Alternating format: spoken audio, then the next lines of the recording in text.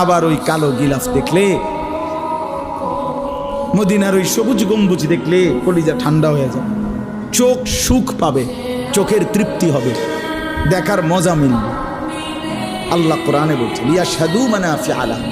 আল্লাহকে যদি জিজ্ঞেস করে বান্দা কেন আমি হজে যাব, আল্লাহ বলে আয়েশা দেখো, লিয়াশহাদু, সে যেন আয়েশা দেখে। আইসো বান্দা, আসো না আমার ঘরে, আসো, আমি দেখাবো কুদরতের কি পরিমাণ নিদর্শন।